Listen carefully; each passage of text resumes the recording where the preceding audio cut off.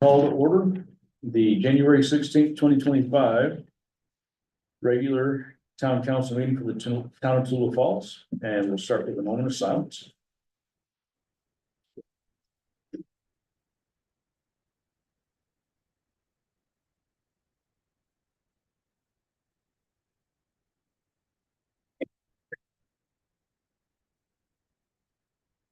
Amen. We are off mute, right? Yes. All right, we have, I need to get a motion to approve the agenda. Scott makes the motion, Mike seconds, all in favor, unanimous. Then I need to get a motion to approve the consent agenda. Scott makes the motions, Jimmy seconds, all in favor, unanimous. Do we have an attorney report? I don't know, it's just anything I've got, I'll Why don't we go ahead and put, because it's not on the list, we do need to, accept their billing, bidding, whatever. For Smithville Flooding. Well, Or is that it's in part there? of the appointment. Oh, sorry, my bad, never mind, I didn't pick up on that. Okay, all right then, so no attorney's report, we don't have any old business. So, You skipped one person. oh, I gotta do that.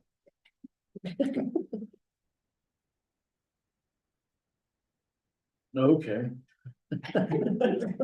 Sorry. We only do this once a year. I'm out of practice. Okay, we have to have our organizational meeting, first meeting of the year. That's where the meeting dates were. I couldn't remember where they were. All right. We need to nominate, select a mayor pro tem. So Jimmy, you happy to continue serving in that position? Sure. Then can I have a motion to reappoint Jimmy Franklin as our mayor pro tem? Scott makes the motion. Mike seconds, all in favor? Well, it creates a deadlock. I have to vote, so it's unanimous because he's gonna abstain. We need to appoint a new city attorney or reappoint the one we've had, Absolutely. and I think we want to do that. Got so- chocolate nuts. I can eat chocolate nuts. Scott makes a motion, Mike seconds, all in favor, unanimous. We need to reappoint our municipal auditor, that would be Mixon and Mixon, specifically Joe Lee, been doing a great job. So Scott makes that motion, Mike seconds, all in favor, unanimous. Reappoint our city judge. He's been doing a great job, so Scott makes the motion, Jimmy seconds, all in favor, unanimous. So you only have to do that one every 2 years now because the statute changed. We hadn't done it Yeah. probably. Yeah. So Yeah. I figured I'd put it on there since they Right. changed that. Yeah. You did say every 20, right? Every 20, yeah. All right, so then we're gonna do this as a group, to reappoint the, council liaison. So what this means is, so far Scott has been our water liaison, Mike's been public safety, and Craig has been roads, streets and roads.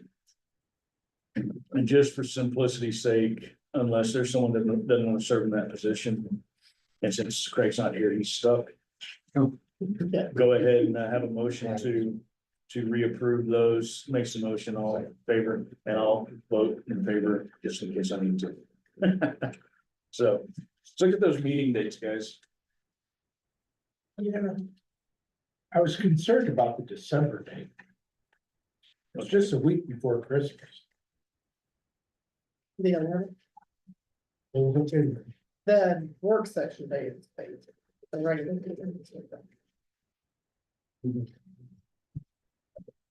Well, that's what I was looking at. The 11th was fine. It's not this. Yes, so what I want you guys to pay special attention to, because it's number one on our new business agenda items, is the January 22nd special call meeting. How many of you think you could be there for that? Hey, stop. Are you fine? What days? January 22nd, it'll be next Tuesday, Wednesday. Yeah, I can be there. Because if we can, they would like for us to have a quorum. It'll be down in Cornelia, Is this drawdown? huh? Is this about the drawdown? No. This is about House Bill 581, which we're about to talk about in a few minutes. They would like us to have a quorum there, and they would like us to make a final decision. Depending on how things go tonight, y'all may not be ready to make the final decision. There's so much unknown, so much confusion, but let's have the discussion first. Just want to see if you guys if we would have a quorum available. If we can, so both of y'all can be there. You can be there. Greg, you think it's 5 o'clock next Wednesday? 5:30. Oh, 5:30, I'm sorry. 5:30 next Wednesday in Cornelia. At the, Yeah, it should be fine.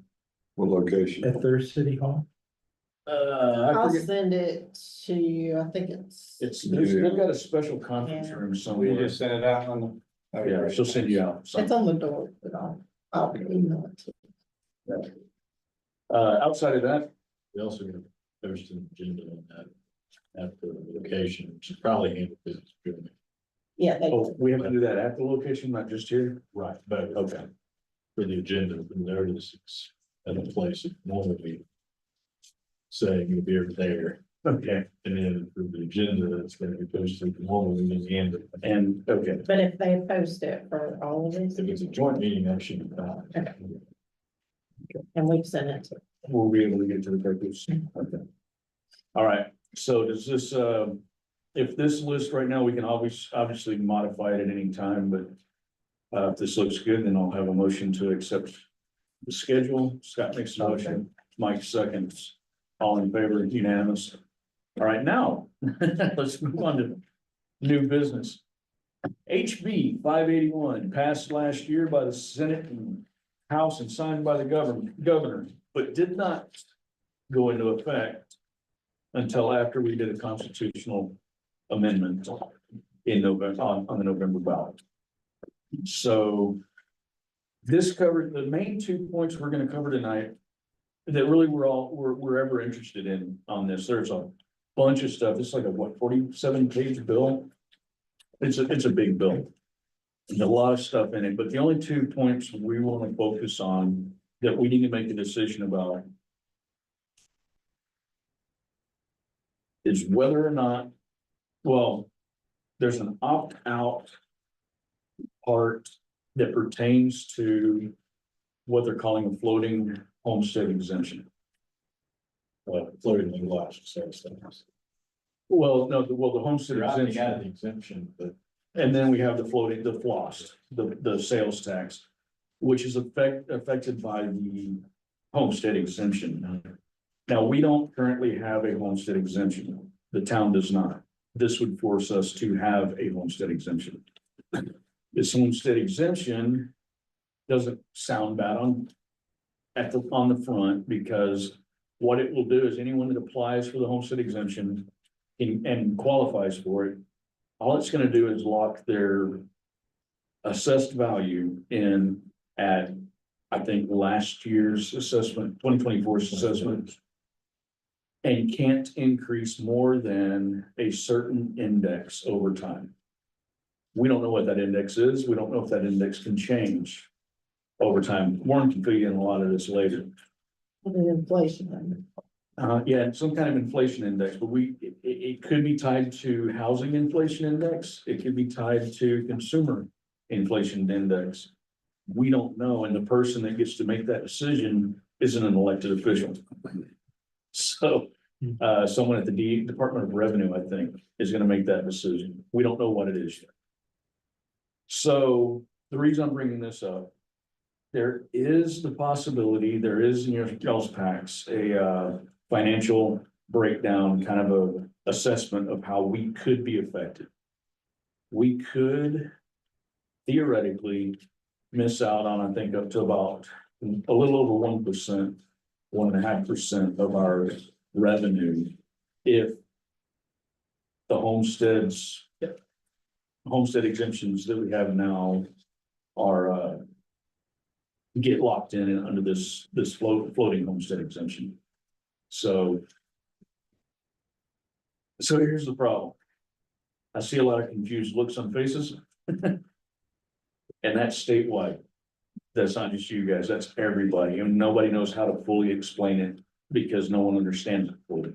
So there is an option to opt out, which means we wouldn't have the homesteading, no one would qualify for the homestead exemption in Tallulah Falls, Habersham or Raven. However, if we do that, there is a high probability that neither county can hold a FLOST. The FLOST, separate matter, but related, would be like a SPLOST, except that the revenue from that FLOST would be applied in such a way that we would roll the property owner's millage rates back. Because the money coming in from FLOST would make up the difference for our bottom line to our general fund. So we wouldn't necessarily see a change on that bottom line. And then all of our residents that qualify for the homestead exemption, well, no, I think all of our residents, every property owner in town would get the lower millage rate. They just wouldn't all get. Is the frost a 1%? It would be, it could be an additional 1%. Right, so we could be up to 9%. There. Correct. That's what the constitutional amendment was about. Right, Was the what- whole idea of offering that loss was to offset the income lost by the home exemption, Right, correct? That's right. Yeah. Okay, I got it. for the most part. Okay, I got it. Now, some of the conversations, our Raven County side of this. Raven County residents seem to understand the concept of tourism. And how tourism spending at businesses in our communities. We need to be able to tap into, and that, the only way we can do that is with some kind of sales tax. Raven County seems to get that. Habersham on the other side, their voters don't always seem to get that, and they have difficulty getting any kind of sales tax passed. It took them 2 times to get their last splost in. They did not get their T-splost in on the last go around.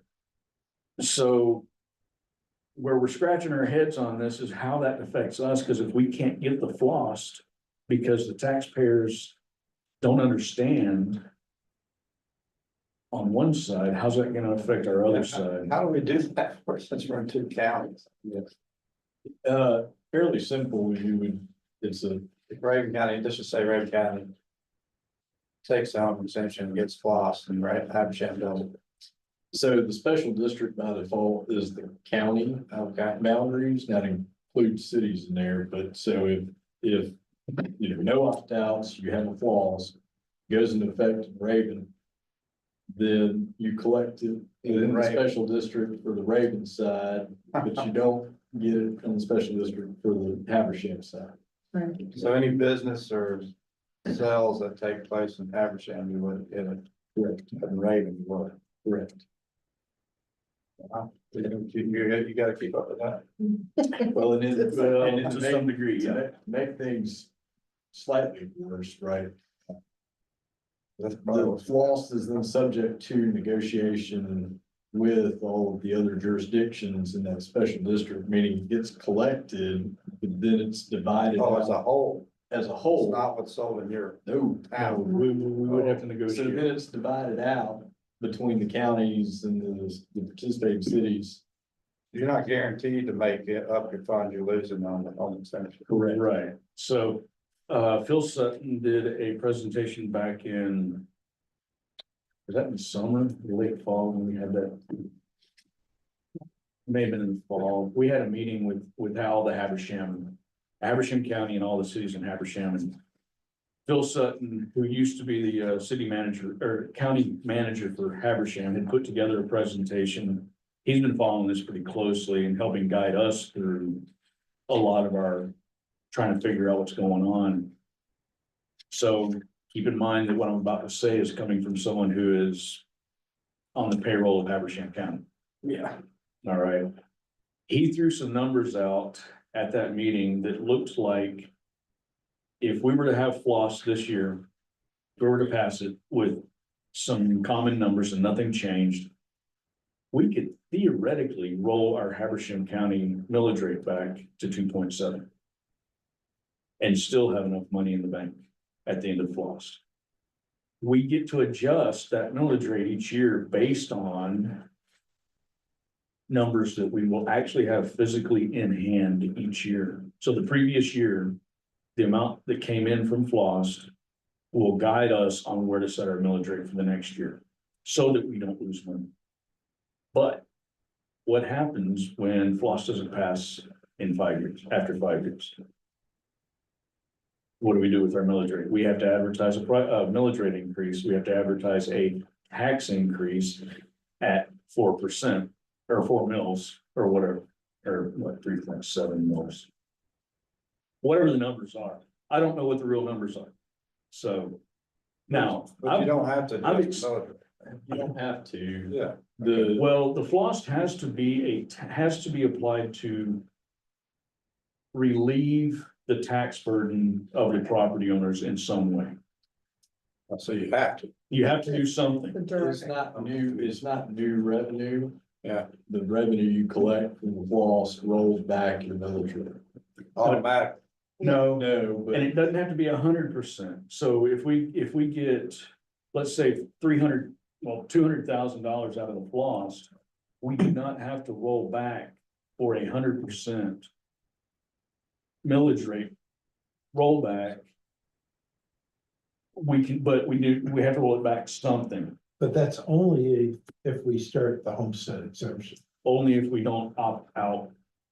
Or in the Habersham, that's And- homestead exemption. As if a homeowner has dual residency, can they get an exempt on both? So it's either or. primary They have residence. to. Primary residence. And so essentially, you're floating homestead, if you have a house worth $100,000, just to use the whole number. The next year it goes to 110, we'll say, and that's your taxable value. There's no other homestead exemption. Because your digest increases, you either have to roll back your millage rate, is the way it works currently, or you have to advertise it as a tax increase. Under the new scenario, what would happen is, if it was 100,000 and it went to 110, your taxable value only increases by the percentage set by an index that we don't know what that index is going to be. The number that's being tossed around right now is 2%. That's right. So that means you go to 102,000, even though the true value is 110, and the exemption then is the difference between 102 and 110. So that's the concept of it. And then the idea being that it's no longer this, tax digest goes up, but your millage rate stays the same, generates more money. You're gonna have an exemption as your digest value increases, it'll increase incrementally. But then that means in order to collect the different revenue, it's a millage rate increase. Until you start talking about floating local option sales tax, which then could reduce that millage rate back down. The downside to this, and look, this is topic of conversation of every city government right now, county government too. So GMA's got one set of guidance, ACCG's got a different set of guidance, and there are some slight differences in interpretation. Then when I read through this thing, I have a third interpretation on it. But putting all of that aside for the moment, on the floss, what everybody generally tends to think, with a few real nuanced exceptions I won't get into, that if one government within that special district, so one city in Habersham, one city in Raven opts out, then everybody within that special district is ineligible for the floss. Oh, really? Well, that's both counties' interpretation right now. So what if floss doesn't pass by the public? Then you still have the homestead exemption, but you don't have the floss. So there's always a chance you do the homestead extension, but you don't get any, you lose that revenue, period. Right. Yeah, or you have to adjust your millage rate to accommodate for the revenue You being raise, you lost. have to raise. you have to And raise that's taxes. Habersham's concern. Because they don't usually pass special option or floss. You know, that's not Habersham's concern, that'd be our concern for the Habersham side. Habersham already has a homestead exemption that is Right. better than this, so they don't have to opt out. And they get to keep their current homestead exemption laws. Yeah, they're gonna be concerned about not having flossed. They don't wanna have flossed. And in all these conversations right now, the only organization I'm aware of that has said that they are gonna opt out or considering strongly opt out is Raven County School Board. School boards won't affect us in any way, so that's really just unnecessary information, but there is someone wanting to opt out. None of the cities have seemed to indicate that they're going to opt out, but several, and this is what we need to talk about tonight, several cities are positioning themselves to be ready to opt out because we have to have everything done by the end of February, including 3 public hearings. So that's why everybody's scrambling. That's why we want to talk about this tonight. Let's get this information in y'all's hands. Make a decision tonight. Do we think it's wise to go ahead and have our 3 public hearings and be ready in case one of the other cities or counties decide to opt out? Because if you don't opt out and they do, then you're gonna lose the revenue from the flossed. And you're gonna lose revenue because you got homestead exemptions, unless you just go ahead and suck it up and raise your millage rate each year to make up for that difference you're losing because home values have been locked in. So, Which is a numbers game, because yes, your millage rate goes up, but your property values are only incrementally rising, so it ends up being the same dollars. Your homesteaded Homestead, properties, yes, Right. good point.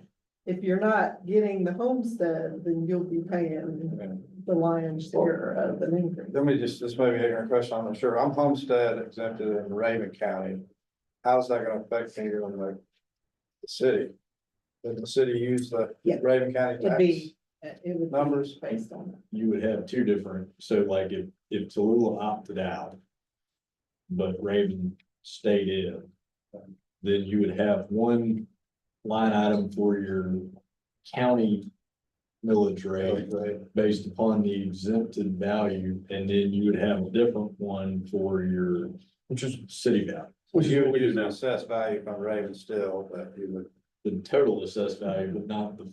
They're gonna have, the assessor's office, they're gonna have to track all these numbers, including these change. ghost yeah, there's a numbers. ghost Between like the value. 110 you were talking about and the 102, they have to track that 110 value. Oh, that, There's yeah, a whole- that and if the property Yeah. sells, changes hands, then the value that they've got to track and keep track of is, this is the ghost one, is what the value would have been, not what the property actually sold for. And the state legislation did this because of someone that had in the richest houses down there. The values were going up so high, they were complaining or what? Sort of, that was sort of it, but then Victor Anderson, in his defense, Yeah. was trying to get, because he represents, there are only like 8. There's a handful of counties, and he represents, I think, most of them, that no longer have access to lost. They gave it all to to the school systems in their counties. And so he was trying to increase the amount we could get, from 8 pennies to 9 pennies for the dollar. That's what he was doing. That's how he got involved. But then this thing mushroomed and blew up into a bunch of other stuff, so. It by and large came into play because, so Florida did this back in the mid-90s, where the problem was you had people that had owned houses for 100 years, but now they're, prime beachfront type property, and they couldn't afford the taxes, they're losing it. So they had a constitution, we'll say for homes, where it's 3%. So that was the general concept. Then morphed into this, we're gonna follow some index that gets set somehow, and it's not that we don't know, it's the DOR gets the selected, we don't know what they're gonna select. But it goes up incrementally, and then the stuff Mike was talking about it isn't perfectly relevant, but right now, for example, if you appeal your taxes, regardless of the outcome, it locks that value in for 3 years. That you're under appeal plus 2. That goes away, you have to get a reduction, it's lock in. But also with those types of appeals, you have counties that don't do a countywide revaluation of their digest, once every 10 years maybe, right? So then your digest is kind of tracking along versus some other county that does it yearly where it's going like this. So the idea was uniform this and make it where everything tracks a certain increase in capital. And it'd give you the sales tax and back end to make up. But Can we table it until next year? And Yep. it has to be We decided, must even though decide, we don't have all the data or index. so you only have, it became effective January 1st. You couldn't do anything before January 1st. we couldn't even advertise a public hearing. Right. But if you want to opt out, you have to have the resolution passed and in the hands of the Department of Revenue by, actually, I think it's the Department of Law, but either way, you got to have it in the hands of the government down in Atlanta by March 1st. And in the process of this is you have to hold 3 public hearings. One of them has to be after 6 p.m. Which that's not a big deal. You have to have at least a week. An advertisement for each one runs at least a week in advance. And you've got to have all of the proof of everything of that in the letter that goes to the DOR or whoever. And so. And you have to issue a press release on it with the first advertisement. So there's a lot of things that you have to do, and it's not something that you can do, February 25th, 26th, 27th, and roll it into that March deadline. But you got to hold the public hearings, and then you can make a decision. So effectively, it's almost 4, at least 3 with a secondary agenda. But you don't have to vote to opt out after holding public hearings. You can consider. That gets relevant to your special call meeting next week. And I mean, you really can't commit to it at that meeting because we haven't had a public hearing. Right now, we have 2 cities, one in each county, Cornelia and Clayton, that are gonna go ahead and hold their public hearings. Neither one of them, especially Cornelia's pretty strong that they're gonna go ahead and stay in. Clayton seems to think, the Clayton city manager seems to think they're probably gonna stay in also. The idea is get set up with your public hearings because all it takes is us or Baldwin or somebody saying that we want out, and then everybody else is gonna all of a sudden be scrambling to get out at the same time. And there are a lot of cities and counties that we're hearing from that are opting out statewide. I don't know all the details on why they're opting out. They may have a homestead exemption already in place. There's a caveat for that. We don't, so that doesn't apply to us. But yeah, so we're having a couple of cities, we may have others that are gonna go ahead and hold the public hearings with the hope that at the end of it, they just say, all right, well, we appreciate hearing from the public and we're not gonna do anything. And so one of the questions we need to think about tonight is, do we want to pursue that avenue so that we're in a position to be ready to go? What are the dates? Public hearings don't hurt anything. They It's don't. gonna help you get more information, hopefully, from. Can we advertise for all 3 meetings at once? I think we have to. I mean, we can, We can do obviously, 2. it's gotta be a week before between them, I guess. Yeah, we can do 2 in one day. Just one of them has to be after 6. And then we could do another one later.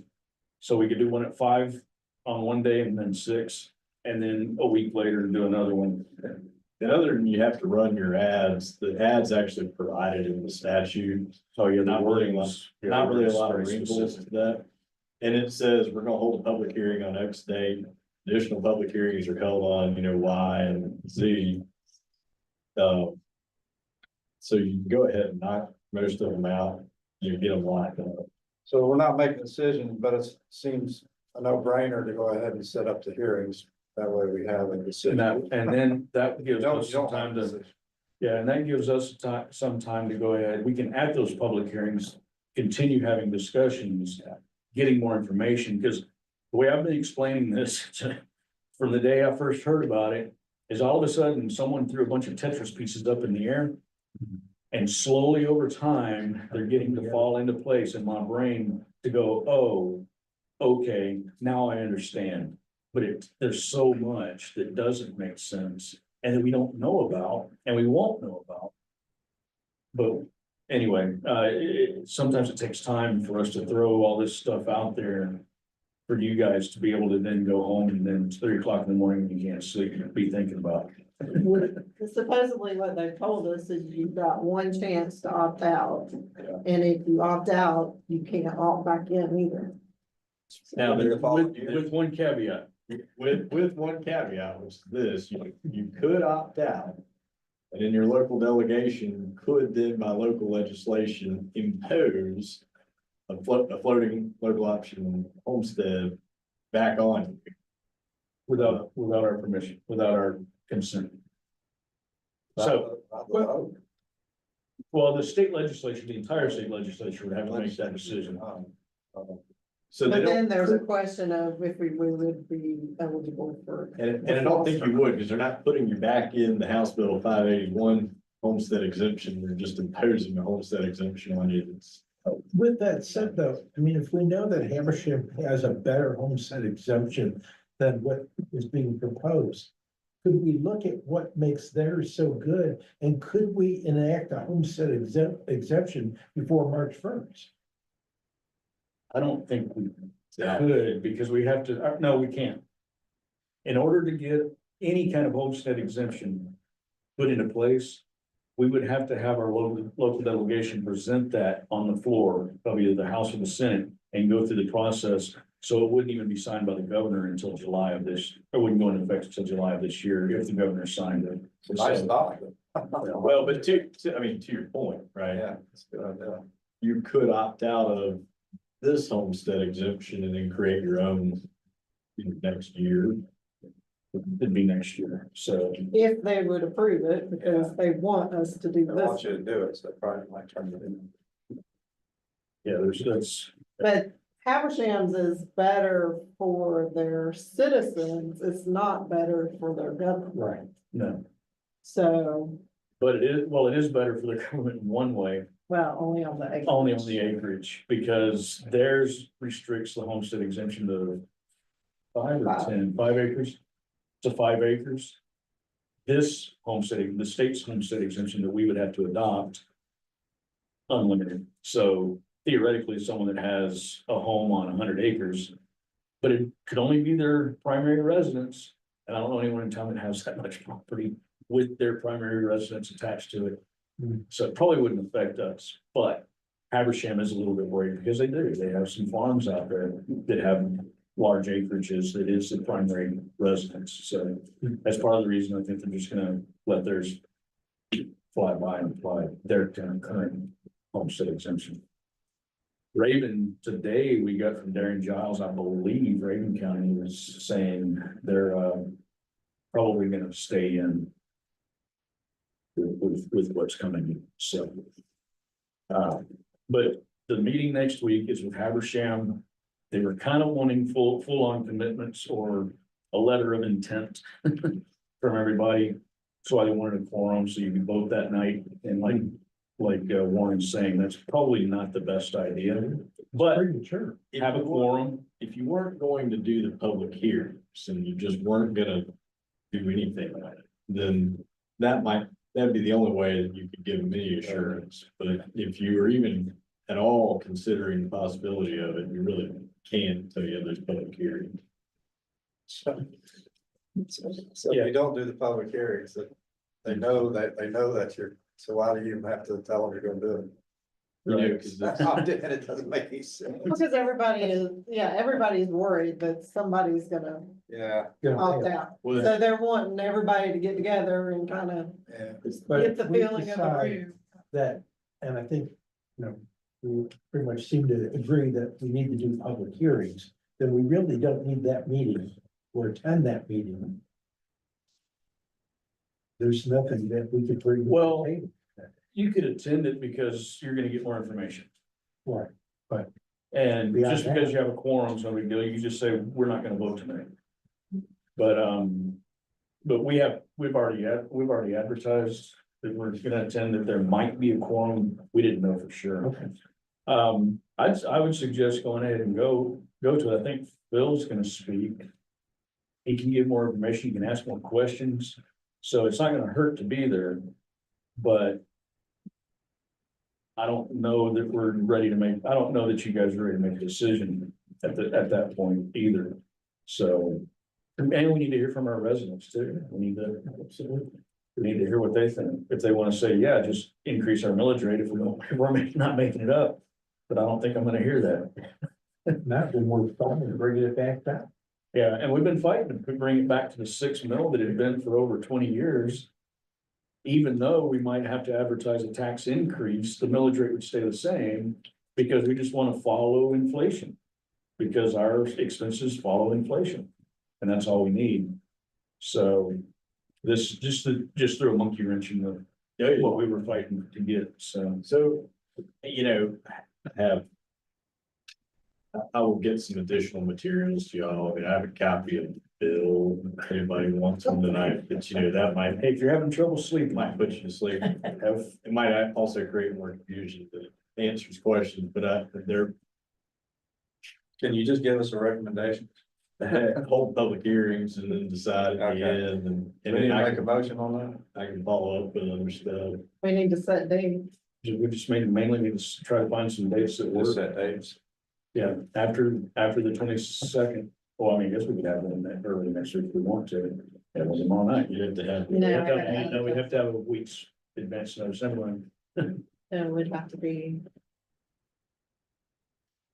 So you'd have to get it'd have to be February 1st, wouldn't it? yeah, I would not count on next week's paper, so the 30th is when. Or the 30th, when I'm coming out. I mean, maybe we could get it put together by the time. Well, the ad, you know, statutorily provided for, already got one Word version, but just have to change the address on and stuff, and so that's. Getting the ad together to the paper is not hard. Which means it would be published on the 23rd. The hard part is when does the paper run? Thursdays? Thursdays. No, their cutoff was today. So I don't think we get an ad running the 23rd, isn't that right? I thought it was Monday. So you can't do the Wait, meeting wait, on wait, the same day. Wait a minute. I'm looking at the wrong dates.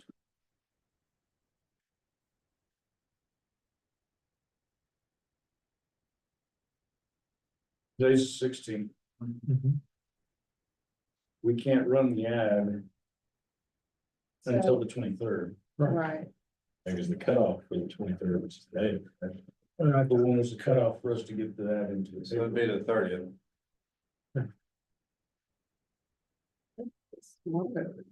Their offices are usually, well, when I go to their offices on Friday, there's no one ever there. So I don't know if they're some closed. things you can get to them on the 20th, but I Yeah. don't know if that's a A post is. display ad or a lead ad. And it's gotta be displayed. So, And it's very specific in terms of, Yeah, look at today's paper for Clayton Tribune. It has the Board of Ed's ad in it. it's gonna be Very specific.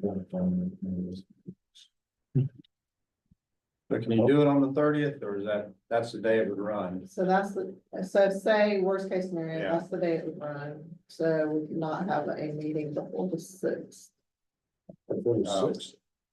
Or before the 31st. You gotta have Because it'll run on after the 30th. You gotta have it a week ahead, right? Oh, it has to run a week It before. has to run a week before. You don't count the first day, but you do count the last day. So it runs on Thursday, you have a Friday. Yeah. The 7th would be the earliest we could have. Public hearing. So the question then would be. Looks like I think we should set our next council meeting for the 13th, if I'm not mistaken. We could have a public hearing there. We could have 2 public hearings if we had people available earlier in the day. At 5 to least 6. one. All right, 5 to 6. We can do 5 to 6, And then on the 20th, sell it. on the 20th, have another public hearing. And then, If needed. then make a decision on the 20th after that public hearing. Whether we want to opt in, opt out. If we're gonna do a public hearing, that's the way to do it. There should be enough time and information. We got at least 3 people, Can we well, do 4 of us that can do that it. close together? Like, I know you can do 2 in the same day, but does that have to, is there any? I think it, Something about it? I think it was part of the fun, the comedy of it was that there was nothing that restricted how much time between the 2 on the same day. well, the 2 on the same day, but what I guess what we're saying is it's gonna be what, 3 days between hearing 1 and hearing. No, it'd be a No, full we- week, Okay. but whether you count the first day and don't count the last day or.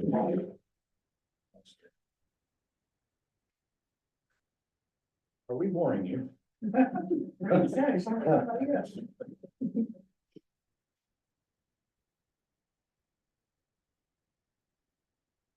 Because we'd have to have it wrapped up. There are several several people that have said their attorneys have suggested, or no, more demanded. That they literally drive the resolution down to Atlanta, hand it to the person that needs to have it, and have take a picture of them handing that resolution, if they're opting out. But if we're not opting out, it's no big deal. I don't see anything that says they have to be a week apart, and just you have to run the ad. A week in advance. So that would work for us, if we do 13th and 20th, the 2 on the 13th and 20th. So what time on the 13th? Our regular, 5 o'clock on 13th for the first public hearing, 6 o'clock, and then make that. The public before the council meeting, or part of that council meeting. And then 6 o'clock on the 20th? 5 o'clock, y'all have a preference? It does say the advertisement required shall appear at least 1 week prior to each hearing. But then you can't do 2 in the same day, so. Is it at least 1 week? Or 1 week? It says at least prior to each hearing. Okay, so if we just ran it 2 or 3 times. Starting the 30th. We ran it 30th and the 6th, that's gonna give us more than a week before we should have any other meetings. So, Yeah, because all the ad says is. The governing body of Toledo Falls intends to opt out of the local law. All concerned citizens are invited to the public hearing to be held on times and places of additional public hearings are held at. system types, Yeah, but I don't think I've ever done one at 5. So, we do it for budgets. yeah, we have done it in the past, Yeah, like 10 years ago, 15 years ago we did. it. But it's not common. you can't hold them on the same day, at least 2 of them on the same days. For this, well, you can get, we can for taxes. So, All right, what time on the 20th? Did y'all say 5 or 6? 5, 6 on the 20th. Yep. Which, I know Craig's easier to get here at 6 than 5. 6 on the 20th would be better. The 5, 6 on the 13th on one will be. Yeah, 5 and then 5, then 6. We just did a quorum. So. All right. so. Your signatures were about, just plug in the names. Okay. So any questions right now? Any more you want to get Warren to get back with you on, or? I mean, there's a lot of, when you ask certain questions, everybody at every level, you'll get an I don't know. It's on a lot of stuff. So ask. I just want Warren to tell us what to do.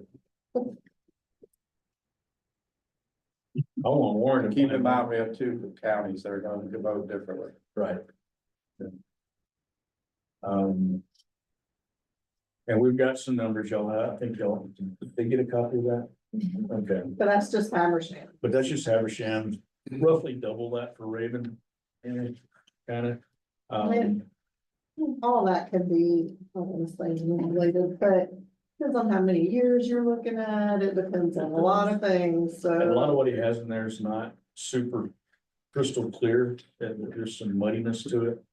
Not muddiness, just throwing a bunch of information out, so he's kind of confusing you with science a little, but the long and the short of it is what he was doing in that, as you look through it over the next week or a few days, he was laying out if property values followed the housing index versus the consumer index. Because he thinks that the person, if they're wise, will choose the housing index. But but they both really over time, over a 12-year period, kind of followed a similar. They ended at roughly the same place at the end. It's just the housing index went kind of shallow for a while and shot up all of a sudden over like a 4-year period. But then the consumer index just kind of gradually continued to go up over time, so. And it's very different numbers if you look at 12 years versus the last 5 years. I mean, because the real estate market's gone up so much at once. Within last year and this year, it looks like the housing market's kind of flattening off after a spike from the 2020 period, went up until 23, then about 24 started to level back off, so. Who knows what index is gonna be tied to us? We don't know yet, and we won't know, I don't think, until. No, you're making a decision based on very little information, you just haven't. Next year. Yeah, this is base year one. So that's not a fun position to be in, and I'm blaming it all on the state. I told Warren, what I feel like right now is, remember when we were going through the Affordable Health Care Act? Well, you can read it after we vote for it. That's kind of where we are. You can read it after we vote for it. So. Yeah. All right, I don't think we need an official vote to establish those meetings, so if you don't have anything else, we can move on. If y'all have another question, When's our ad due? by Thursday of next week, I think. This is not tomorrow. Not if we're going for the. All right. Next on our agenda after that really fun discussion is a quote from Omega Technology. It's kind of an addition to what we've already done for some security cameras at City Hall. We all know why we decided to put up some additional security.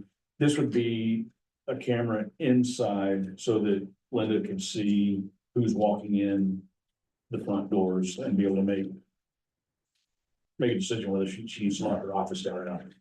Well, and it ties that camera into the other system, so one screen, not two screens and two different systems, and right now we've got 3 different systems. So. This is something for safety. So. Yeah, it's for additional safety for All right, So so Linda. I make a motion to accept the quote as is. Linda's happy with it. I'll second it.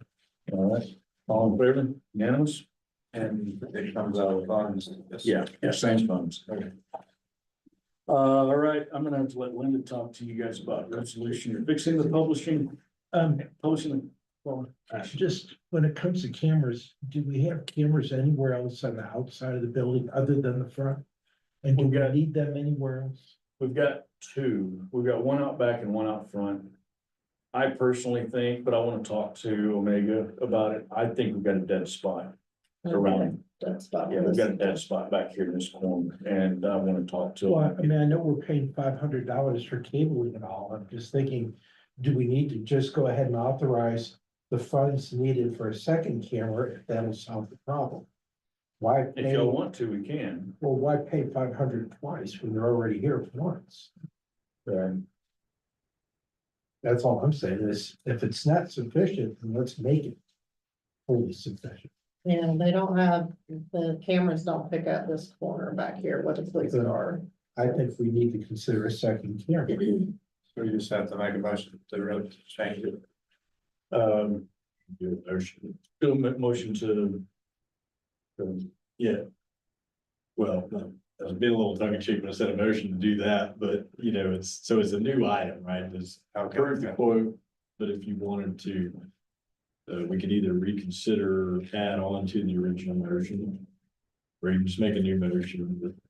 A new motion, Well, I'll make a And give us a- motion, give us a dollar amount. yeah, that we allow for an additional $1,000, up to $1,000 for an additional camera. Would that be enough? Well, but it looks to Not me for like the it's outdoor. costing us 1,000. Including the the- 500. That's the indoor though.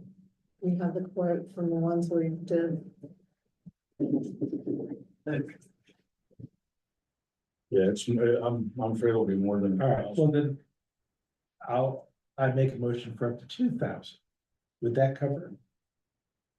Make it 5,000 and she won't spend it all. But, yeah, Only spend one, yeah, yeah, 5,000, but we only get one camera. one camera on the back one. One's back corner.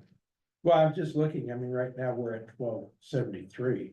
500 of that being the cabling and installation. Yeah, well, then you also have to have the camera, the subscription and all the The other stuff. license. That's a license and everything else too. Well, So basically doubling, What do we almost do? doubling what that is. 2,500, 3,000. Just say What if- five. Just say, okay, then, And if it's gonna be more than that, we come back to you. It won't be. It won't. okay, then let's make a new motion No, yeah, new motion. Go ahead. for up to $5,000 to cover an additional camera Exterior. for exterior. All right, that's the motion. Okay, second, Mike seconds, all in favor, unanimous. Impromptu. I mean. Yeah, no, it makes sense. And that was one of my concerns when they came out. I thought there was gonna be better coverage. Yeah. And Well, we also, thought this one was going to see the whole back, but it only sees Yeah. this corner. And does Tanya have visibility to this? Can she see the further? yeah, Tanya has it, Linda has it right now. I don't know if Chris has it. I don't have it. I don't necessarily need it either. Okay, great. You're gonna do it right. Yeah. That's all. But it's the same type of system that's at the school. Yeah. Yeah, Okay. so it kind of. Well, Yeah, I think that the fisheye cabling, Yeah. I think they are around 17, 13. Plus installation, Then you have the installation license, that was just the camera. the camera, yeah. that's what I thought. Okay. Right. Then let's move on to the resolution that fixes and publishes the qualifying fees for offices subject to election in 2025. I'll let Linda take over and. So I want to ask. Quick question. So about First of all, do we even want to consider changing our pay scales? If not, then we can just move forward. No, I have no desire to.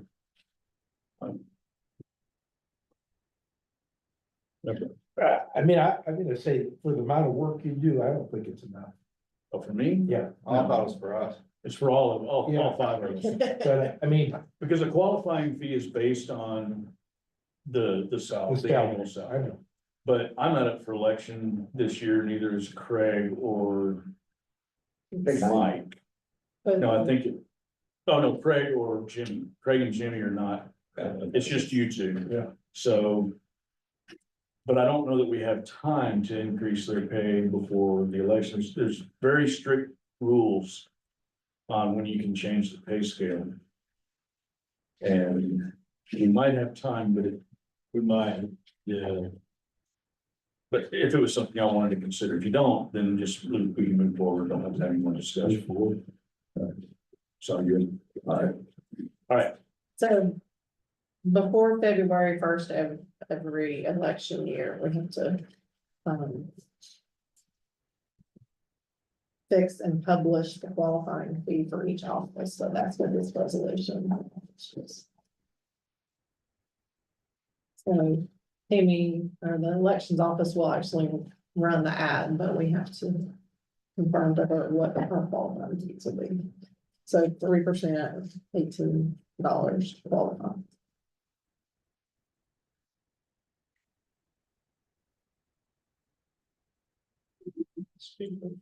any other questions? If not, then a motion to adopt the resolution. Scott makes the motion. Mike seconds, all in favor, unanimous. All right, okay. Next on the agenda is what we're calling a winter weather safety equipment purchase. More red cups. More red- I want to get something a little thicker. Those things kept breaking down. on us. What he's referring to is that, Linda very fortunately found an additional 4 bags of ice melt in this back shed Monday, I think. And so the fire department went out and spread some more salt on the roads. Unfortunately, I don't think it really did a whole lot to help, but we have in front of y'all, we have, I want to kind of be careful in this conversation and in this reaction. I don't want to be reactive. I want to be thoughtful as we're moving forward. What y'all have for the 2 Kubota things would be nice. I'm not necessarily opposed to the idea of having them. They can be used for fire services in other areas.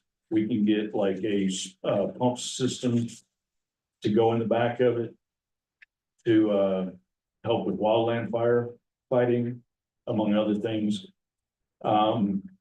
Don't think I'm really crazy about the particular snowplow that was chosen for that, but that's discussion for another time. What I would like to do initially, and some of this we can talk about later. So like I said, I don't want to be reactionary. I want to be proactive on some of that.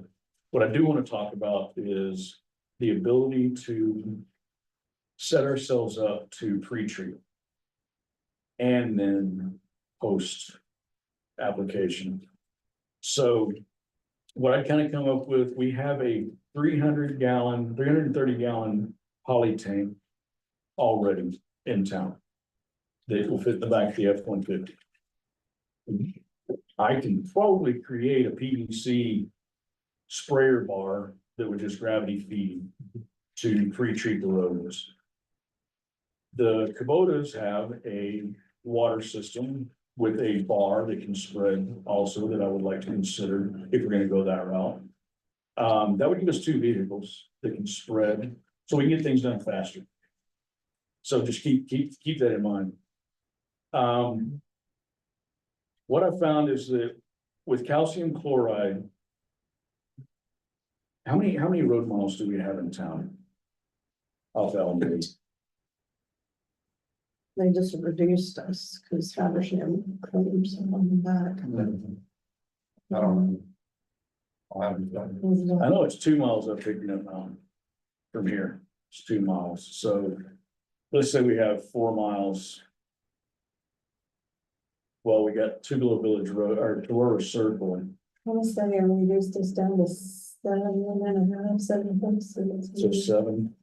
Which road did they claim? Oh, To the, probably Tupelo Village would be my guess. So 7.6 miles. Okay. that's. You're right. Well, I just want a rough estimate so I can see what I'm wanting to get to is how much bulk material. The problem we ran into is we didn't have enough bulk material on site to handle the ice. If it was just snow, anytime we've had just snow, that plow on that truck has worked fine. It's been adequate. It's been good because it gets the snow out of the road, lets the sun shine in and start thawing things out. And even in the shaded areas, we've gotten the bulk of the snow off. What happened this time was the snow fell. I started scraping the roads and within 10 minutes of me starting, I started riding, especially going up Hickory Nut Mountain, I started riding on top of ice. And so, yeah, I was scraping snow out of the way, but I was leaving about a quarter inch, eighth inch of ice behind me everywhere I went. My blade was not touching the concrete or the asphalt even. That's what created this situation. Raven County's trucks came on Tororo Circle, salted and scraped, and we still have ice just past the Irvin's house, all the way back around to what we call Jimmy Young Bridge. There's ice back there. In fact, we had a unfortunate event yesterday. A lady fell off of a bicycle going across that ice and broke the clavicle. So the salt and sand isn't necessarily helping when you've got ice that thick. So pre-treating, I think, is a big deal. We didn't have the ability to pre-treat on this, so I'm hoping to be able to modify what we've got, set that up. Shouldn't cost us a whole lot of money to make that happen, but we would need to be able to pre-order and get bulk, the super bags of salt on site. So a 2,000-pound bag of just the salt, no additives, is about $575, and that will cover roughly 17 miles of road as a brine solution. And we can store that in the same shed with the tractor, so it's not exposed to the weather. We could get a second bag, 2,000 pounds, that has like grit in it to help with traction, so that we treat after the fact. That 2,000-pound bag would cover 6 2/3 miles. Well, we don't have a spreader though, do we? Coming to that. Okay. The spreader we've got is broken and very rusty. I don't even know if it really works at this point. I haven't plugged it into anything to see if it works, but the disc that casts everything out was cracked in half, and just when I reached up to grab it, just fell off. So, the spreader that y'all have here is from the same brand. It's bigger. It also has a variable speed drive on it. And that is, does it say over here? Yeah, $2,806 for that spreader. And it hooks into the receiver hitch on the truck. And the capacity is low enough that the truck can handle that weight. So, by the time you add in shipping, I'm gonna estimate that we'll have maybe $3,200 into it.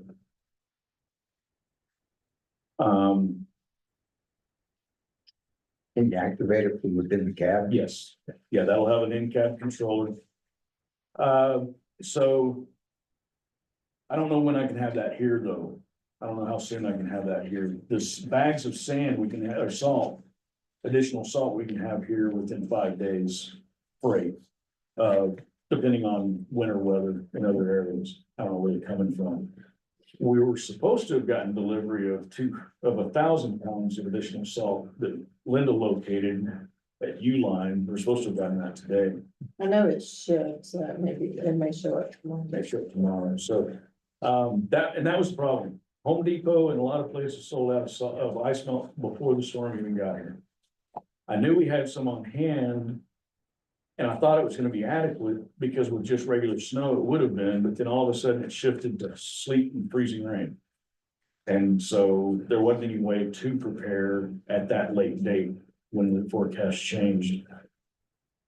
So the idea is, let's at least get in a position where we can be prepared ahead of time a little bit better. And keep our stock, knowing that we know how much we can cover with each type of material. And then, yeah, I'd be happy to talk about whether we want to also go with getting an additional piece of equipment that could be useful in many other areas. So the Kubota bids, I don't know if y'all want to do that tonight, if you want to talk about those later. Right now, what I'm looking at is at least getting approval to go ahead and purchase the spreader for the pickup at a rough estimate of, I'd say $3,200. Then, $5.75 for a bag with traction. And $5.75 a bag without.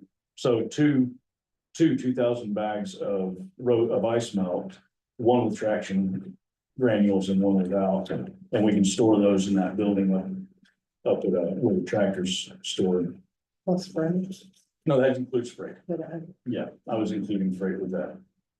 So, I will say on the liquid, when it's gravity fed, it will go a lot faster than what they predict, because every time you stop for a stop sign, it just pours out. I ain't selling crazy. I'm gonna have a It police goes escort. faster than you think. Yeah, I'm gonna have a police escort. We're not stopping. Now, I may look at some options on trying to figure out like an in-cab remote for that. I'll play around with that. But that's something I can do relatively on the cheap for now and get us by. But I'd like to go ahead and get these things ordered so we have them here. We might have snow next Tuesday. But we've got, but they're not calling for freezing rain conditions with it yet. But like I said, we have 1,000 pounds of salt that's supposed to be here. Supposed to be here today. Usually anything coming from Uline out of Buford does arrive the next day in this area. But again, 1,000 pounds doesn't go. far. It's not gonna go far. It just doesn't. I mean, Jimmy, when he spread that 200 pounds, he couldn't even cover the road. I mean, No. he just picked sections that When, he knew would be bad. yeah, when 2,000 pounds, you're throwing out dry solution after the fact. You're only gonna be covering about 6 miles out of 2,000, so that's maybe 3 miles worth of. Yeah. Of See, I- coverage. Just, I think we definitely need a new spreader. That's a given. And I think we should double the volume that you order from Missouri. Oh, you wanna double? That's what I suggest. Okay. Well, we can do it, and It doesn't go bad. no, it's just finding a place to store it, Well, but I'm those hoping super we can bags, stack it maybe. we might be able to stack, we might be able Maybe to, put a sheet of plywood between the bags to put a second one on top, possibly, you know. or we could build might be able to build a system, like a shelving system that's robust enough. We're gonna have to do some housekeeping up there, there's a bunch of, like loose wood laying around, and some old crates that we don't need, and some other stuff, so we can talk some more space. This doesn't need to be discussed, but could we store it in that blue truck that's up there? I don't know, maybe. These are gonna be 4 foot by 4 foot bags. I don't know if they'll go in that bag. I'm not sure we hold it. It might fall apart. We need to get rid of that stupid truck. Okay, if that's what y'all want. Well, I mean, that's my opinion. Yeah. I can double it. Yes. For the worst case scenario. Tony had some information on delivery. I don't know if y'all even want to talk about the Kubotas or not, but one of them could have it a lot quicker than the others. Possibly, you would know for sure Monday. The one out of North Carolina. Or I think it's North Carolina. Yeah, Franklin. Franklin. He said he would find out for sure Monday because something with the Kubota system, they weren't able to get into it, you know. I think every state's having a problem, but Monday for sure he'd know. Cornelius seemed to think it might take them a month. He said he had hardly ever orders on, but these people apparently do because they just sold one to Scott Valley. And down the road, when we do have sidewalks, it would be capable of shoveling sidewalks.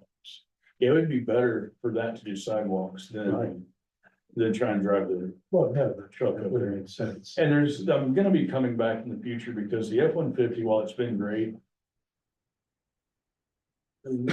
There's times it would be nice to have a crew cab.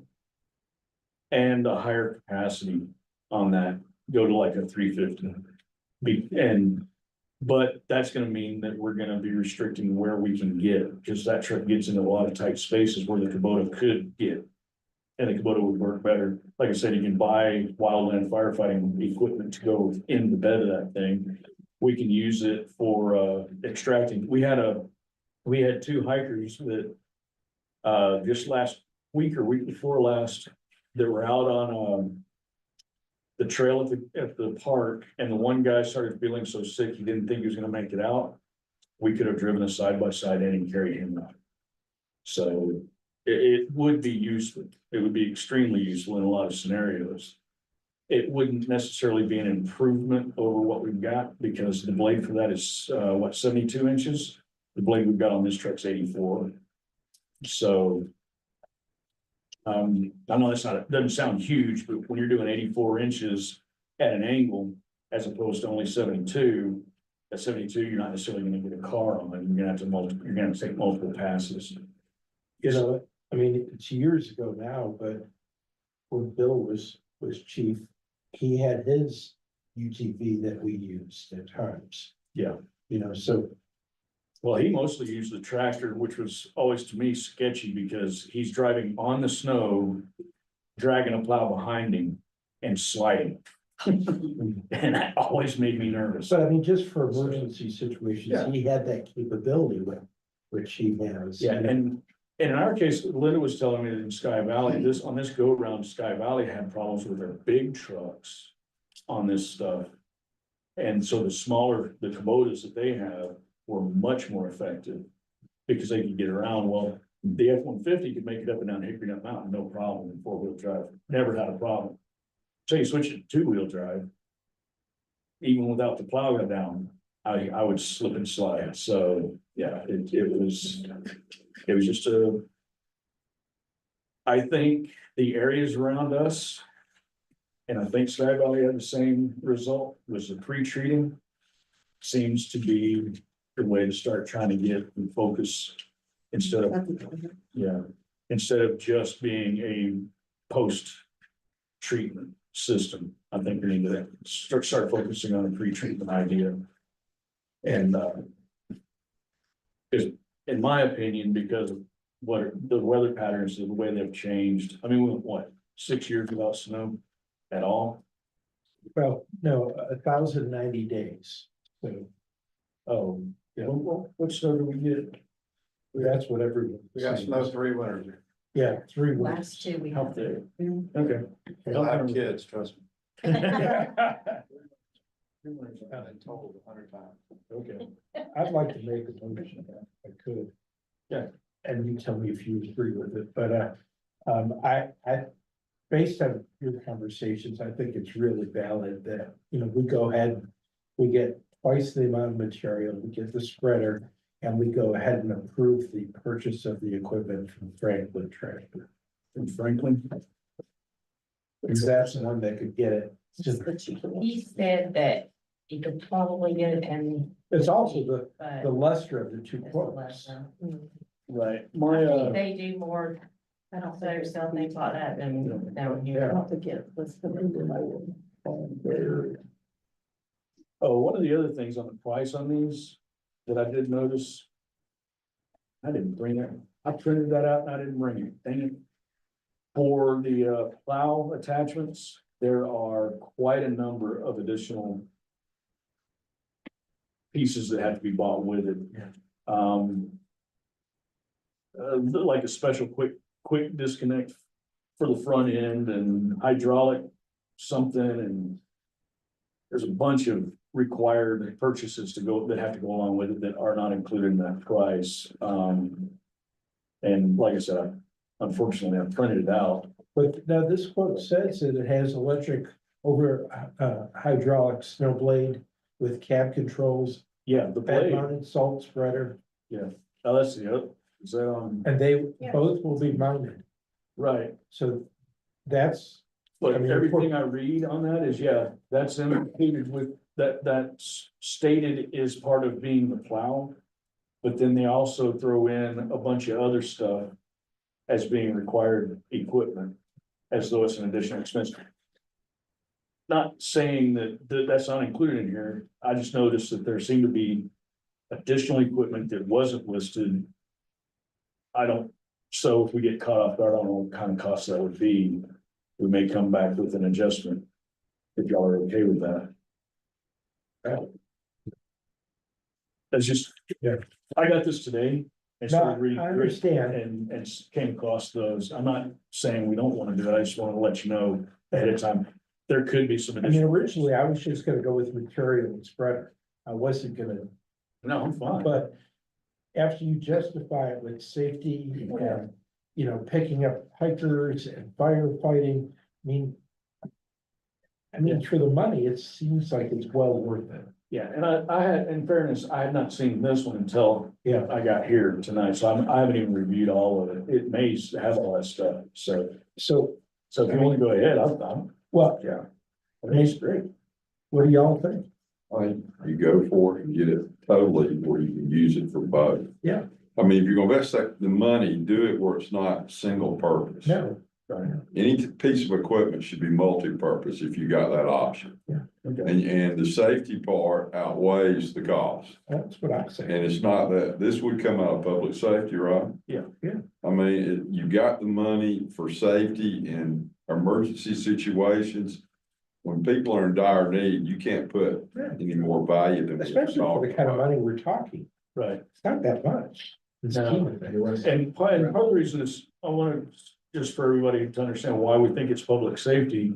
First of all, safety for people driving on the roads, but also, right now. Our response to any fires on Hickory Nut Mountain would be delayed because I can't get my trucks up Hickory Nut Mountain Road. Raven County, on the other hand, so we're covered. Raven County ambulances are four-wheel drive and they have chains, automatic chains. Raven County's fire trucks, most of them have automatic chains, so they would be able to get up. It just, I wouldn't be able to get there as fast as I would want to. And so, And see, for that reason alone, it makes sense. Yeah. so I'll be coming back and asking for some additional equipment for our fire department later to help, but this is more, I mean, if we had a quote right now on what it would cost for equipping it for firefighting, I would suggest we approve that Yeah. too. I just. But I know yeah, it's premature, but I Right. think in the meantime, let's get it here. Okay. So, That would be That my makes us motion. about 35, 510, if you wanna add in a little for, yeah. I'll just Just- say 40,000. There you go. Yeah. Put a, Up to 40. Yeah, let's Yeah. just go up to yeah, 40,000. right. You know, okay, we've got the storage for all of this. yeah, I can go with storage for everything. We got this building here for the Kubota, the little Kubota itself. Yeah. The salt can be up at the big storage. We Yeah. got space around. And even if I have to Might be able build to some, store it in the pump house, we might be able to. you know, as far as salt goes. Yeah. You know, we could find space, I Yeah, think, I can find some space. but I think it's important to go ahead and get prepared. Right. Yeah, let's take this as a learning lesson, Yeah. as an educational experience and move on. And again, we're blessed to have the funds. Yeah. You know, we need to be good Yeah, and the- stewards. And the big thing on, for this was not our ability to respond, it was our lack of materials and lack of being able to get what we needed on hand. We just couldn't get it. So, Again, I make the motion that we go ahead and buy double the material, the spreader, and up to 40,000 right now for the Kubota. That's the motion. I think I can make that happen, yeah. Get Scott, that ball rolling. second, unanimous, There we go. Yeah. good deal. Sounds good. And again, I want to go on record and say thank you for all that time you put in. Yes. For all the work you've done during this storm and what would require you to work with this equipment. You're the one that goes out and does it. Now, it reduced my workload because, like I said, if we have the Kubota and the F-150, Carl can jump in one or the other and I jump in the other and we're off running. We're keeping, Again, stay ahead of stuff. And I don't think I'm misspeaking, but you know, we're appreciative. As a community for the work you do. It's nice to be recognized every once in a while. So,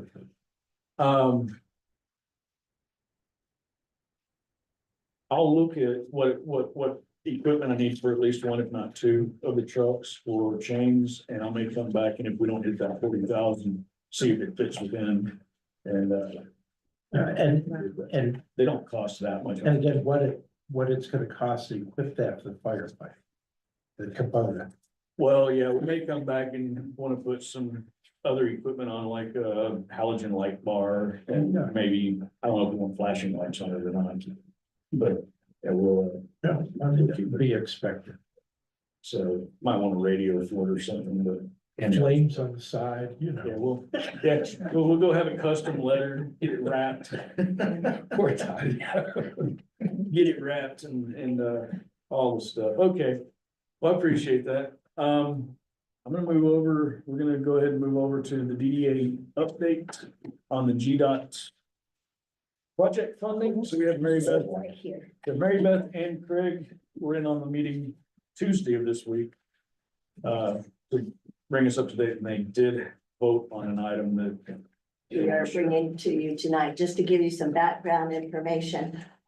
Myself as the chairperson of the DDA, Bill Turk, DDA member and the chairperson of Friends of Northeast Georgia, which is the nonprofit organization that was established to help with this Rails to Trails project.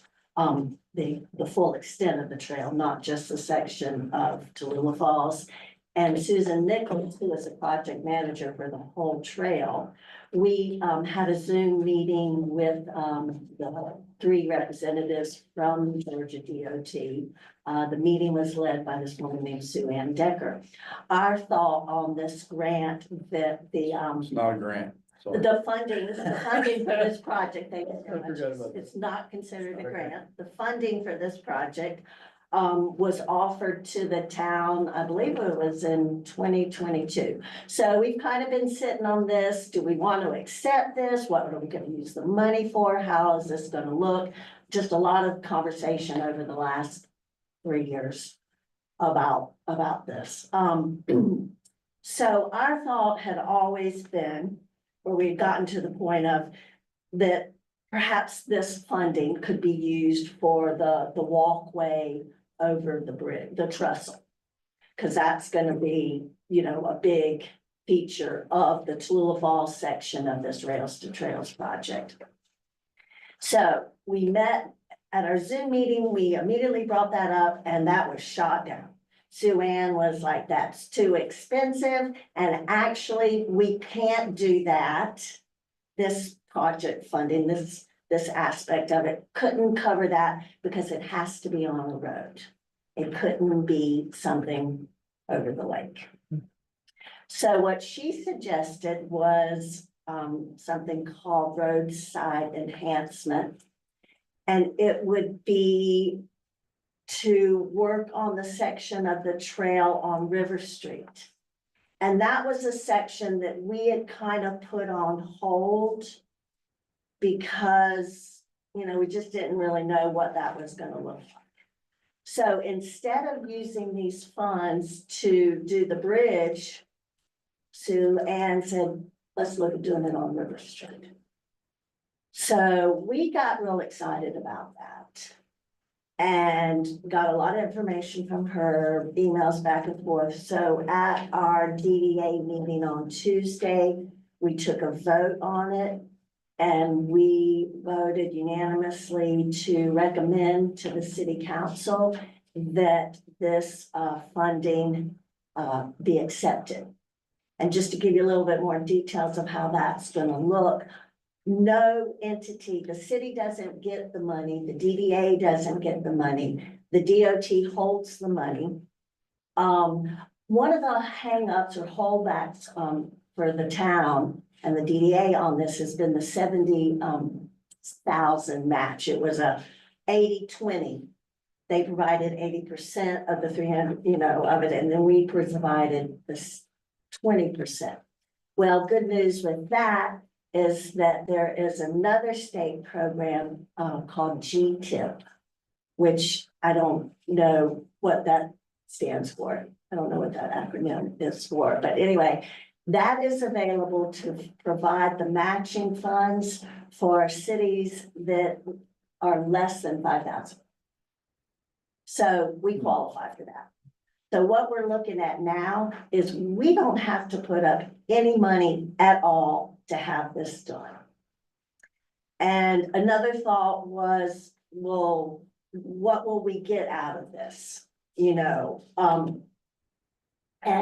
DOT wants to see this project, the roadside enhancement on River Street. They want to see it completed.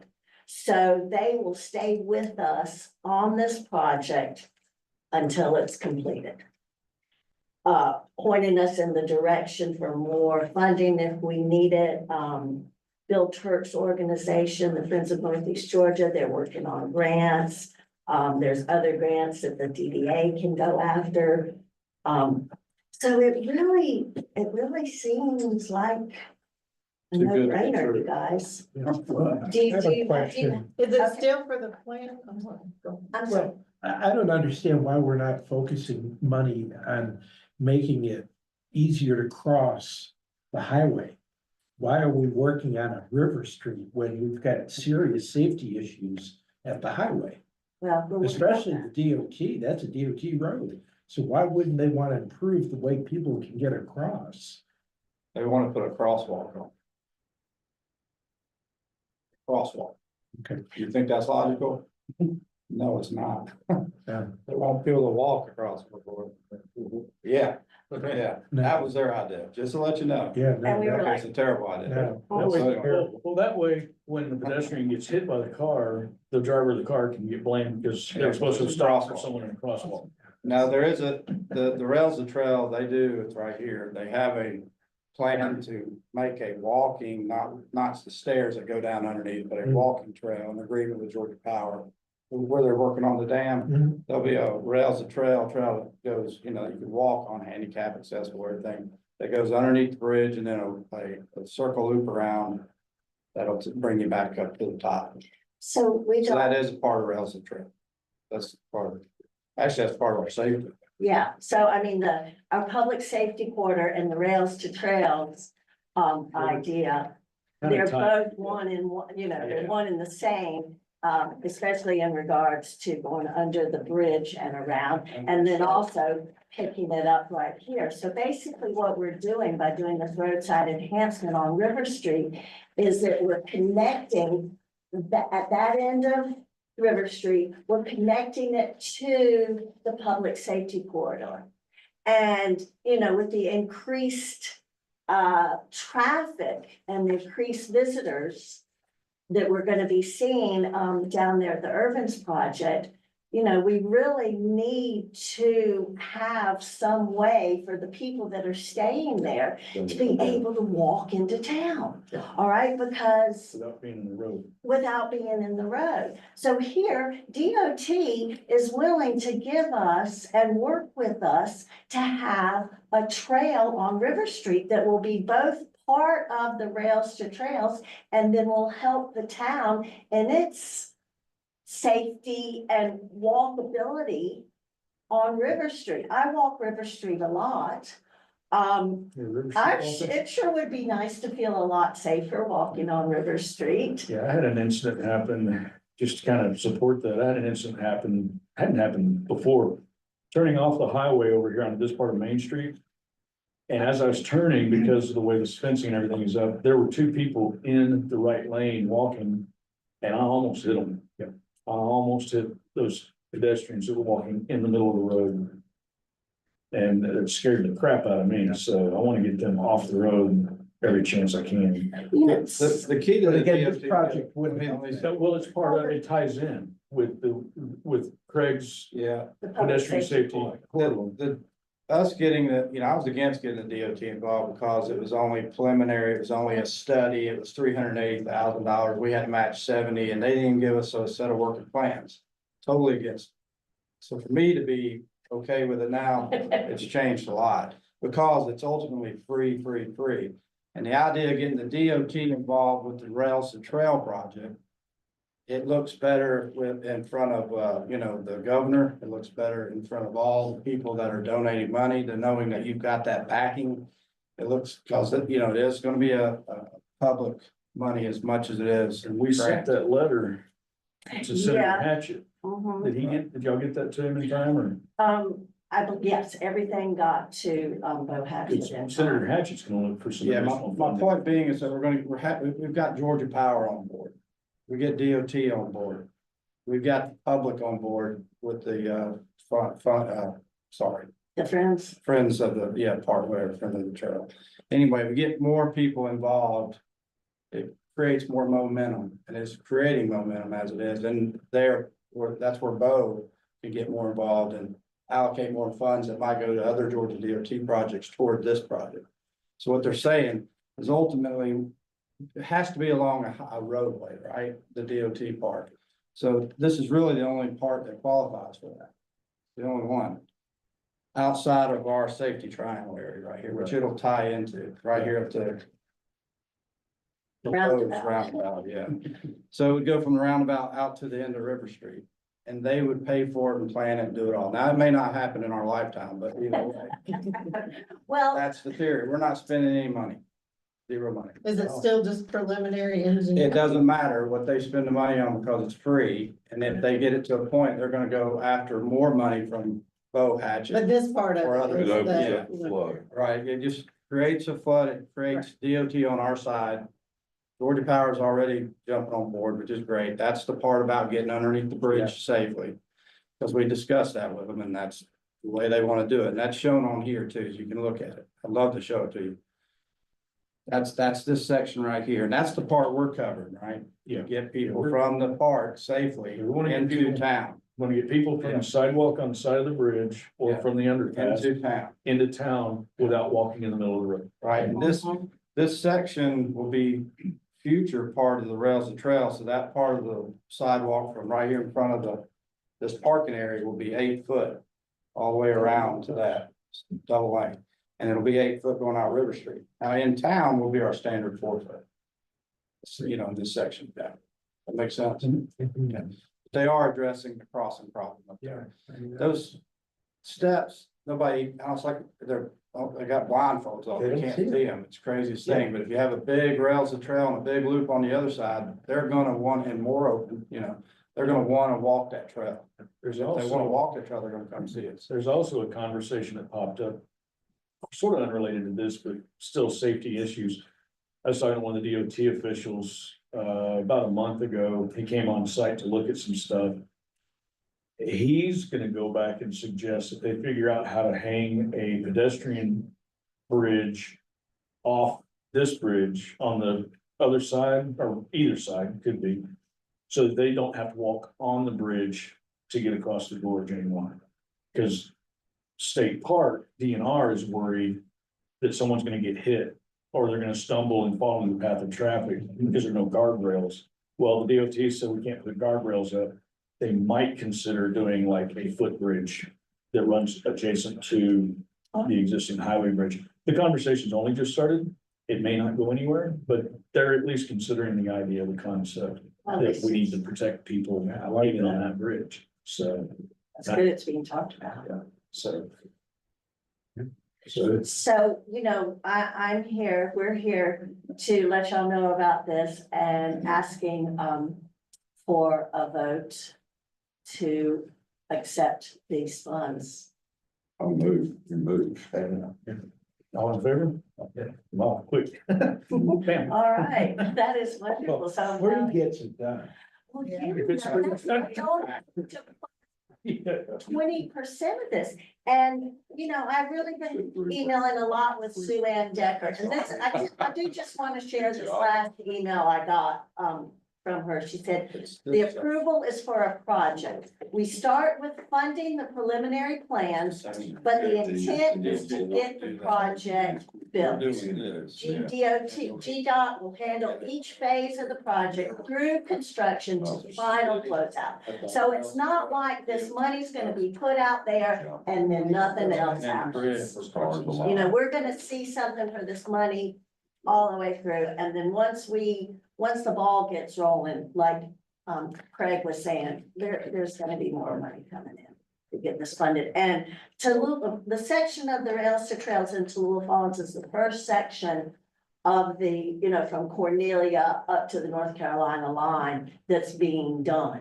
Because we already here in town have a section of rails to trails over there on the Dusty McKay on the state park property. And see, by having River Street being done, then it can connect with the bridge. It'll push more momentum towards that bridge. Right. and that I think makes the main sense. thing is you got a Money for the concrete state. project that brings focus to what you're trying to do.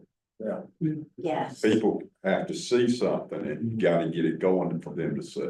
yes, exactly. Well, exactly. again, with DOT behind it, you can't beat it.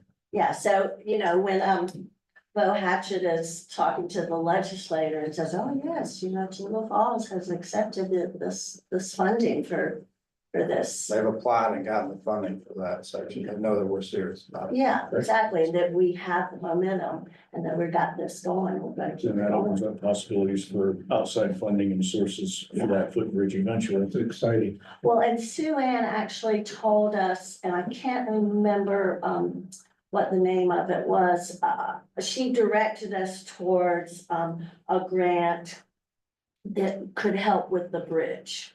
So the window for, applying for this grant is now till April 12th. On the little bridge across the lake Mhm. or the footbridge, the big bridge that needs to be resurfaced. I know. No, the Trussell. trussels, the Oh, trussels. the Rails rail and trail. trail, okay. Yeah, so there is another source of funding that could specifically address that. And Susan Nicholson, the project manager, and Craig are working on that. I'm gonna be working on the estimates for the bridge, the right of way purchase, all that kind of stuff. So well, that turn's gotta be turned. Yeah, Susan's a force to be reckoned with. And she's retired now, so Yeah. she is, She's got nothing else to do, I know, so this, I mean, it's other really than great. Want to get in her way. walk or run. She won't let you get in her way. She'll just, so anyway, I appreciate that, and I will be emailing everyone tomorrow and telling them that we're ready to go. Great. All right, thank y'all very much. Thank you. All right, initially, my mayor's comments are gonna be about the ice and snow, but I think we've covered most everything, and beat that dog to death. So, I'm gonna go ahead and open the floor to public comments. You looked up like, everybody looked at me all of a sudden? I have a question. Okay, Where is Gary Burdino? I think he's in Florida right now. I need to Why call isn't him. he here? I hear, this is what I hear from the grapevine. That things get done when Gary Burdino is here. And when Gary Burdino is not here, things don't get done. And so you gotta go out there, and I appreciate you, icing the, but you know how much I appreciate you getting down there in the damn cold. I've told you many times. But is this how we wanna operate the town? I mean, based on poor Mike's back. I mean, is it possible that we have the funds or could, afford some type of contract employee to do some of this stuff? And take the burden off of our mayor, and whoever he can twist arms to get the help. Yeah, service. Something to talk about for sure, but sort of to that point. The Verdinos have mentioned that they would like to have a little more freedom to be able to come into town on shorter notice. But right now, because of the way the system's set up, it takes about 30 days. Or so, they have to send a notice in, and then we have to present it before the council has to approve it. So I think in the next month or two, I may be coming in with a revision to that ordinance to see if you guys would be willing to accept, like, something to the effect of, if you've already been approved by the council prior, then we can, you don't have to have notice. It's based on the mayor's. This really wasn't where I was going. I know that's not where you were More of a going. horse collar around Gary's neck. No, I know that's not where you're going, but I wanted to, it reminded me, so I wanted to throw that out there, but no, I'd like to figure out a way without raising millage rates, so that we can figure out how. I mean, our Christmas decorations are still up, the tree is still out in the middle of the lake, I mean. It's Mike's fault. In addition. No, well, it's my fault to a degree, because Carl said he didn't want to get up in the bucket truck when it's 14 degrees out, so. Well, But, so I share the blame with Carl on that one, but, yeah, I get it. that looks nice still. Well, yeah, but, I mean, you need help. Nice conversations we need to have. So, any other public comments? Chris? Is it possible to consider maybe a Generac style generator? And propane tank that's adequate to power up the pumps that supply water to the top of the mountain. And when the power goes off, we have no water and Right. you have no Waterfield fire truck. Yeah, we're, well, there's no water, fire trucks up on the mountain even when there is electricity.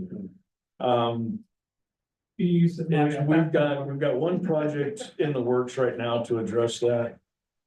I've looked at generators for that, but I can't. That's a three-phase system. Well, you've seen it. And, It is three-phase. yeah, it's three-phase. It's a pretty high horsepower, high wattage, demand. Yeah, it's a big ask and we're trying to, but we have an opportunity to do something different that we're exploring. I need to actually get back on. Is for fire protection on the mountain that would actually address that a lot better. Could you use safety? For this, we could. For this one, we could. I don't think we could for the generator. So. Yeah, we're, But would your possible solution provide water, when the power goes out? For the yeah, folks? we'd have 35,000 gallons sitting on top of the mountain. That's just for fire. Well, it'd be for fire protection, but it's gotta be tied into the system. The public, the It's still public water potable. system, Why couldn't you do a generator for public safety if it's providing water? because it'd only be affecting one small area of town. I don't know if that's, I don't know, we can talk about it. We've looked at it, Yeah, but what percentage of our residents live there? like less than a third. Really? Yeah. So it's higher. Doesn't have that. Okay. It's a good service. But our goals to get a water tank up there, it'd have to tie into the big potable water. So a side benefit to that would be that you would have, still have drinking water. We need to flow water through that as, you don't want water to go stale in one of those tanks anyway. So you gotta move water through it constantly, so it makes sense to make it part of the potable water system, but it would be initially for fire protection. So it'd have to be at least 35,000 gallon tank. There, thus the safety. Yeah. Just trust me, fire protection, yes, it's potable. Safe. Does that make sense? Yes, it's That would- potable, but it's for fire. And doing that over the generator would also, by another kind of side effect, would also help reduce some of the insurance premiums on it. What's your timeframe? We don't know.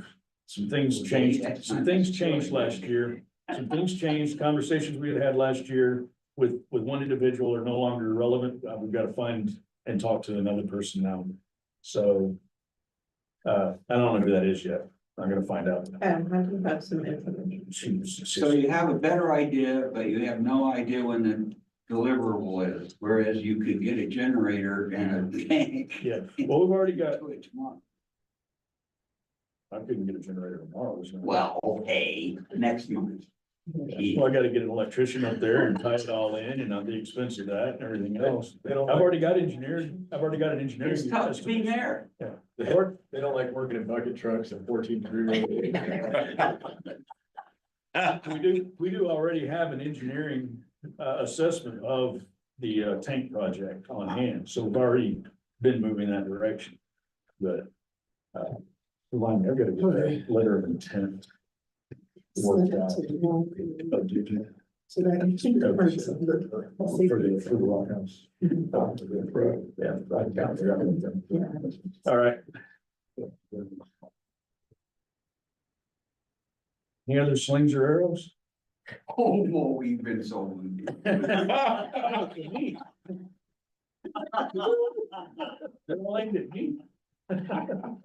Yeah. Is there any more David comment? Anyone? Okay. Do we have someone online that's wanting to speak up? No, well, we'll see who's there. Who's- Kathy. Kathy? Okay, What else? One. lost that. All right, if there are no more public comments, we do not. I don't believe we need executive session for anything. All right. Warren's here because he was gonna be close by. And because of HB 581, he just shot on up here. So He made that crystal clear. We'll still get billed. I'm so glad. Just kidding. All right, then, you have a motion to adjourn, second, all in favor? Oh, unanimous. You're doing this and trying to make sure y'all- Thank you. That's awesome. Scott. Hi. Y'all look at this, so you're. Stay up to date. Just to keep you up to date.